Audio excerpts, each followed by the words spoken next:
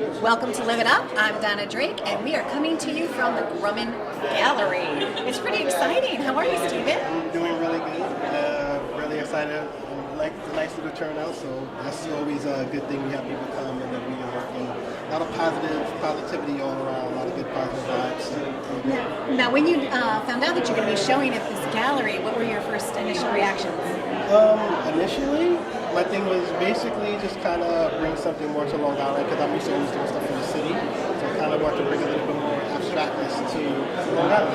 Trying to do something different and see if I can contribute something, artistic and probably I want to say not just artistic but thought-provoking.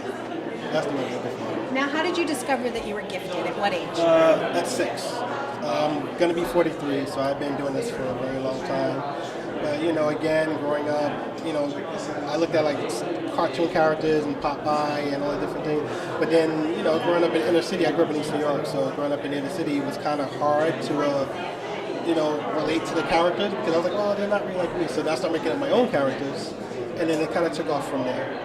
Well, your work is quite lovely. Now, do you always work this large? Always Yes. at least 3x3 bigger? Yes.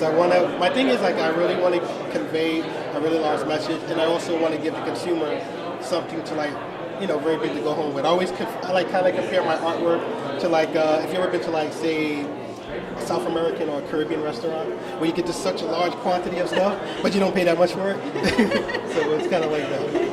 So you're into the aesthetic value of everything. Yes, you want to make a statement, but you want to make it art that people can live with. I feel like I can get more across when it's really large. And talking about powerful statements in films, you also have somebody that inspires you who's here tonight. Tell us about your friend Bill. Yes. So with WilliamSadler, I was lucky enough and gracious enough that I was able to paint him, do a portrait of him. And then initially when we first started to do the show, we wanted to do several different scenes from films that I liked. And of course one of them was Shawshank Redemption and a lot of things. And with my friend Michael, he was, cool enough and gracious enough, and Mr. Sadler was gracious enough to sit for me and let me do my little artistic wonder with him. So it was really amazing to be able to do that. Well, let's find out his thoughts on your paintings, okay? Let's bring him on over. That Mr. Sadler, we welcome you to the set. Hi, how are you? How are you? Hi, Donna, nice to meet you. Nice to be here. So he was telling me about the portrait that you sat for, and I would love to know your experience about working with Steven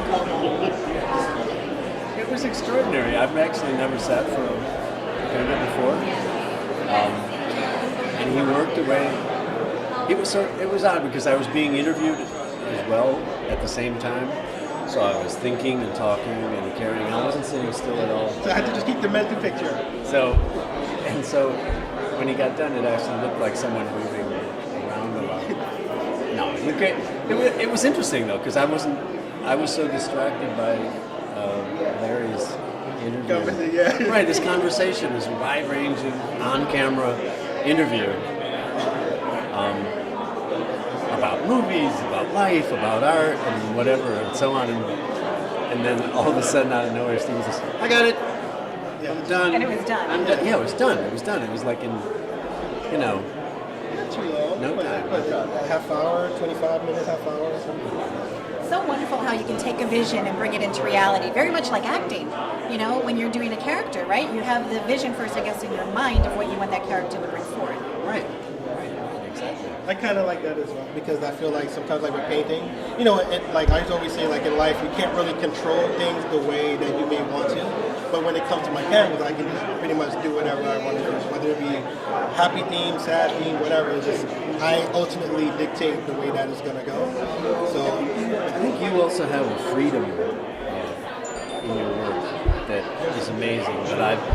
It's just you just have things flow, and if it isn't flowing, I would describe that. You know what I mean? You know what I'm saying? It's like you get in a groove, and it's like a piece of music.